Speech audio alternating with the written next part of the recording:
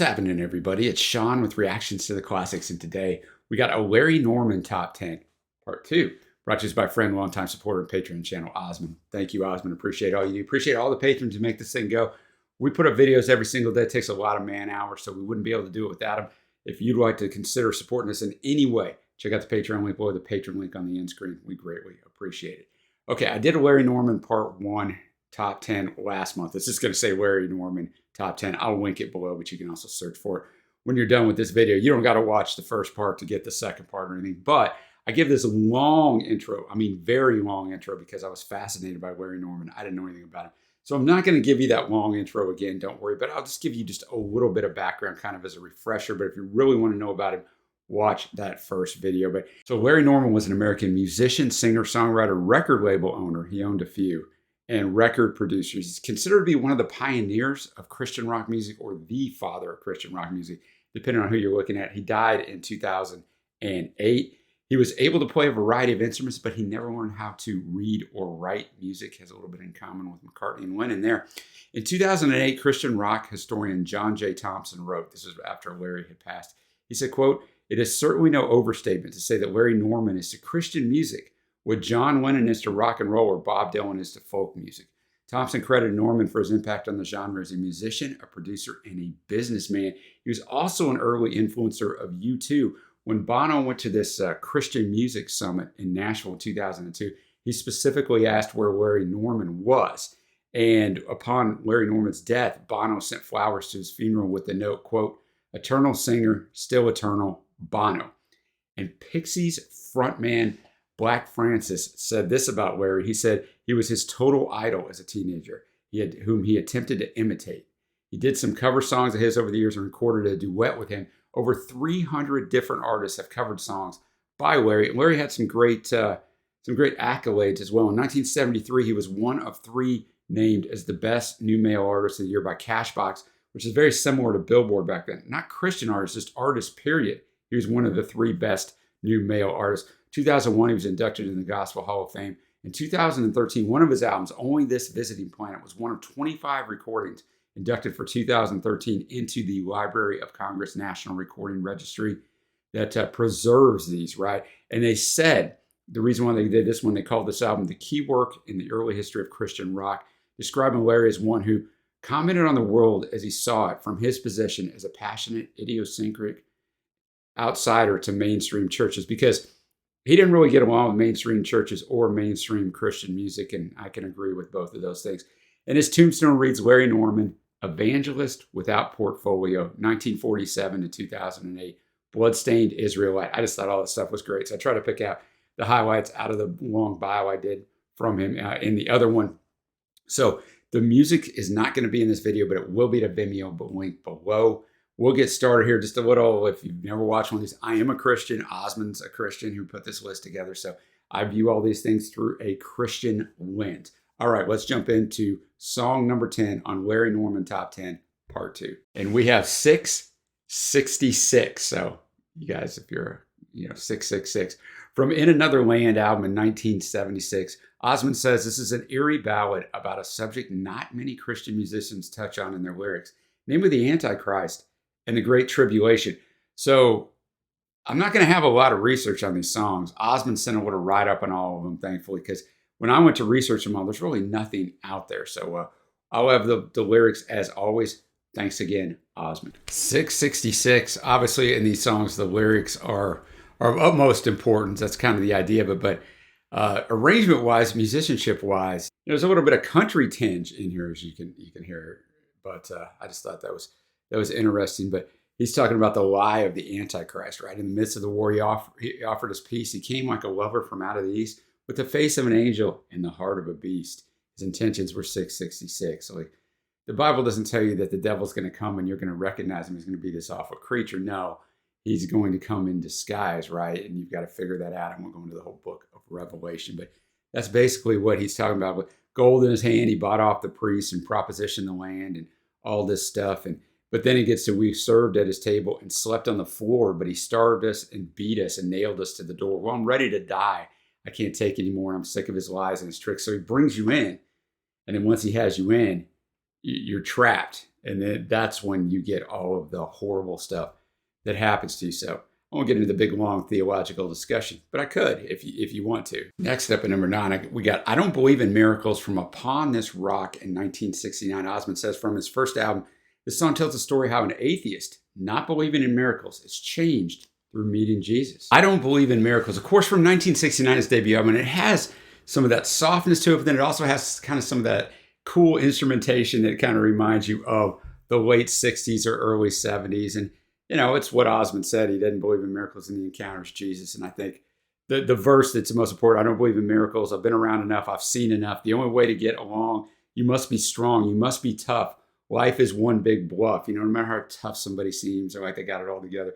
We all got stuff going on, right? We're just taught from a young age to not show your weakness, to just masquerade as like everything's perfect. And it said, but then you opened the door. I walked right in and all my fears fell on the floor. Do you suppose a miracle is happening to me? So he's self-aware enough to figure out, oh, wait a minute, maybe I was wrong. Next up, we have God Part 3. Osmond says this song is an answer to both John Lennon's God, which is from, of course, John Lennon and the Plastic Ono Band. We have a review of that up. And U2's God Part 2 from Rattle and Hum. We don't have that up, but we have a lot of U2 up. It also showcases Norman in full grunge mode. This is from Stranded in Babylon in 1992. When I looked over his research, Osmond's research, and kind of put it all together, I was like, wow, this song fascinated me the most just with that write-up. God Part 3, what a fire song, right? The lyricism on that. I thought the arrangement was good. It's good he's kind of coming with the times in 1992, shows you his versatility, especially compared to the last song we listened to in 1969. So that's amazing. But the musicianship was really good. It wasn't off the charts. That's not why I like it so much. I like the lyrics are fire, man. The first one he's talking about not believing kind of in chart success and all that stuff. And he said, I don't believe in politics where the masses stay unfed till the leaders change priorities and supply the poor with bread. Don't believe in the revolution or the empty words of peace. You can tear all of governments down, you still won't find release. But I believe in God. I don't believe the papacy when valuable lies are told. If they really want to help the poor, they should sell some of their gold. Woo! And I don't believe the Aryans are the master race. If you think that Jesus is white, you'd be surprised to see his face. But I believe in God. He just kind of goes on. He doesn't believe in evolution. But when I'm finished dying, I'm going to bust out of my grave. Oh, yeah, I believe in God. So the lyrics are just fire, man. Next up, we have Why Should the Devil Have All the Good Music from Only Visiting This Planet album in 1972. Osmond says one of his signature songs, this old school rock and roll song, makes fun of the Christians claiming that rock is sinful and bad. I mean, I've heard that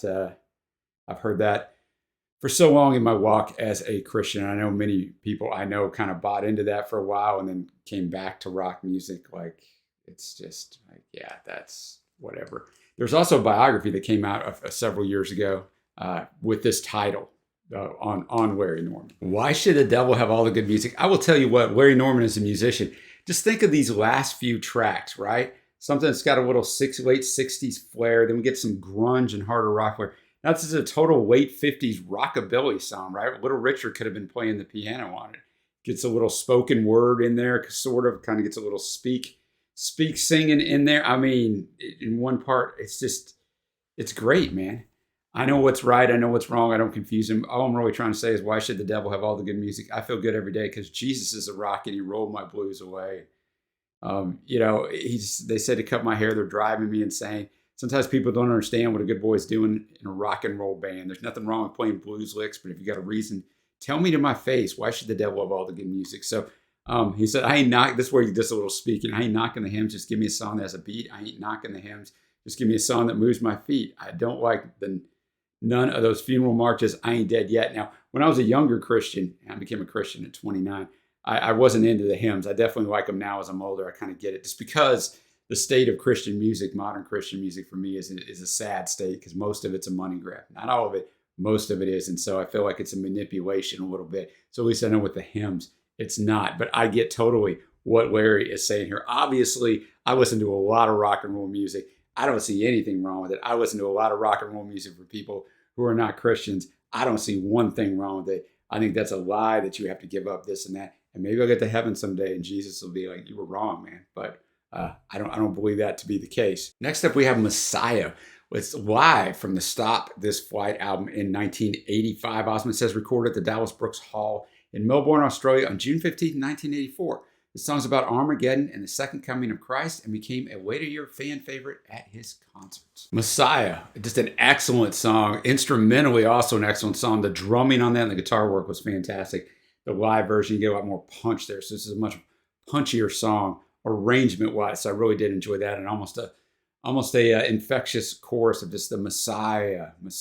So he's just talking about like the second coming, where I could see people dying, I could hear the children crying, I could see cities falling, I could hear the Savior calling. So Armageddon, Messiah took this world by force, and he's just talking about all those different things in there. Red clouds blotted out the sun, darkness fell on everyone, rivers of blood went flooding, I could hear the armies coming, I could see the weapons falling, I could hear the angels calling. So go read Revelation, the very last book of the Bible, and you'll get a lot of this stuff. So I think he did a good job of capturing that while keeping it very interesting instrumentally and arrangement wise, even if you aren't a Christian or you don't exactly identify with the lyrics. I think this song is one that everyone would like. Now we're to the top half of this list. At number 5, we got Born to Be Unlucky from the Something New Under the Sun album in 1981. And the sun is S-O-N. I always like that play on words. Osmond says the album was recorded in 1977, but not released until 1981 because of contractual issues, and that's a whole nother story. But this song is quite funny story about a man being saved. The whole album is kind of Norman's blues album.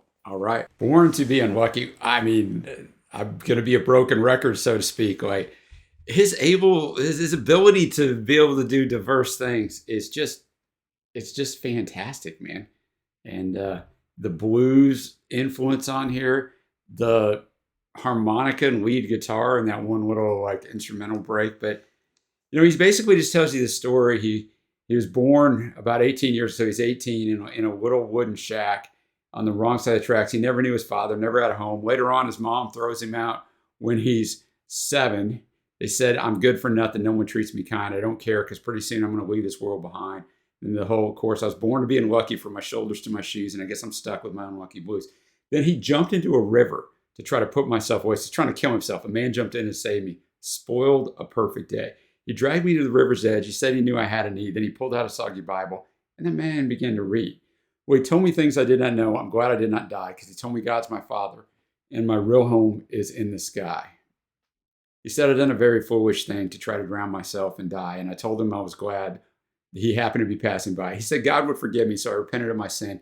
Then he said I must be baptized, and he threw me in again. So he talks about then how his life has changed in different ways. Now he knows who his father is, the Father in heaven. I've traveled through this world of ours. I've tried to spread God's word around.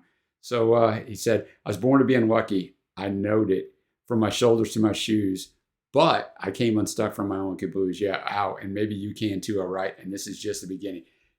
Just another great song, man, and just another great testament to the diversity of Larry Norman. Now we're going to go back to the In Another Land of 1976 album. We got UFO. Osmond says the song's about the return of Christ is especially interesting, I think, because of the thoughts Norman gave about extraterrestrial life and Jesus. All right. UFO, the unidentified flying object. I thought the vocal treatment was pretty interesting on this one. The part where he mentions UFOs is in this one part. And if there's life on other planets, then I'm sure that he must know. And he's already been there once. He's died to save their souls. And then, the rest of it, he's just talking about how Jesus is going to come. If you think like an unidentified flying object, he's going to come down. You'll see him in the air. You will drop your hands and stare, coming back to take you home. He will roll away your stone. So he just in between all those lines he's an identified flying object. I have no idea if there's UFOs or not. I mean, if you made me choose, I would say there probably is, right? But, it's not mentioned in the Bible, but not everything's mentioned in the Bible. So it doesn't mean that it doesn't exist. But what he's basically saying is if God's omnipotent and omnipotent, if he knows everything and created everything, then it doesn't matter. Like he's in control of all that too. So I think that's probably what Larry is trying to say there if I want to make an assumption. Next up, we got Up in Canada. It's a single from 1973, a bonus track on the So Long Ago the Garden album from 1973. Osmond says the song was released as a single in 1973. It tells the story of a hippie meeting a man in Canada that seemingly represents Jesus. Up in Canada. I can see why this is a single. It's very catchy, man. Whether you don't have to identify with these lyrics at all. I just like this song musically, right? I thought the piano worked in there, a lot of harmonizing in there. Yeah, basically he just encounters a guy on the street. The guy's like, he said, I'll take a hot dog and a glass of Coke. He said, how about some bread and some wine? And he takes Wonder Bread and then fills up his cup and says, basically, come follow me, you'll live forever. And so, yeah, I mean, just a kind of a clever little way of kind of talking about that. But yeah, man, I liked it musically. Like I said, it stands up with any contemporary song of that day. All right, we got 2 songs left. We got Sweet, Sweet Song of Salvation from that debut, Upon This Rock in 1969. Osmond says, a song showing the joy Jesus gives those who follow him. Sweet, Sweet Song of Salvation. A song that just basically tells you know about Jesus. Don't keep it to yourself. Tell everyone that you know. Sing that sweet, sweet song of salvation. That was interesting musically because you get that little call and response, and almost like choir type response in there, and it really sticks with your head and definitely has that sound of the time. So I thought that was a good choice. Now we'll drum roll it up. We have The Outlaw from Only Visiting This Planet in 1972 is the #1 song on Osmond's Larry Norman Top 10 Part 2. Osmond says the song tells about all the different notions people have about who Jesus was and is. The Outlaw, Larry Norman. I thought really good acoustic work on this one. I really wanted to highlight and showcase that. And he just goes through, it's a greatly written song, or wonderfully written song, because he gives the story of Jesus and all the things he does inside these verses. So he gets to verse 5 and tells you who he believes Jesus really was and who I believe he was. But first one says he's an outlaw because he roamed across the land with a band of unschooled ruffians and few old fishermen. Verse 2, some say he's a poet. He'd stand upon the hill, that his voice could calm an angry crowd and make the waves stand still. Verse 3, some say he's a sorcerer, a man of mystery, because he could walk on water, make a blind man see, turn water into wine, did tricks with fish and bread, multiply. Verse 4, some say a politician, and that spoke against corruption, and they bowed to no decree, and they feared the strength and power, so they nailed him to a tree. Verse 5, the final verse, some say he was the Son of God, a man above all men, that he came to be a servant and to set us free from sin. And that's who I believe he is, because that's what I believe. And I think we should get ready because it's time for us to leave. So a wonderfully written song that both tells who Jesus is and gives you a history of Jesus if you don't know anything about him. So I thought that was really well done. And speaking of really well done, this list was really well done, as was the first list. Once again, I'll remind you, it'll be a link down below. I mean, Larry Norman's the guy. I shared this in the first one. I'd never heard of. We got a lot of Christian stuff up. I'll check out the Christian playlist. Another one of our patrons, Scott, brings a ton of great stuff. I'd never heard of Larry Norman until Osmond brought this to me last month, and he's just fantastic. I got to pick my favorite tracks, and look, I like all 10 of them. I really do. I don't always say that. If you watch this channel, I don't always say that, but I try to narrow it down a little bit. Honorable mentions, I don't believe in miracles. Why should the devil have all the good music? I mean, really, right? Born to be unlucky, and Up in Canada. My faves are going to be God Part 3 and Messiah. But I mean, these last few songs could have been in there. I mean, it's just, I didn't want to have 10 faves, although I guess I could have. But fantastic list. So let me know what you think of this list below. What should I check out from Larry Norman? Who else am I missing in the Christian world, early Christian world? Although our other patron I mentioned, Scott, who does a lot of Christian stuff, he did a history of Christian music. I think he's going to continue on with that series. So go check that out in the Christian playlist below. And Larry actually does appear in that, but it was after I'd done Osmond's first list. So thanks again to Osmond. Thanks everybody for watching. Until next time, guys, I will see you.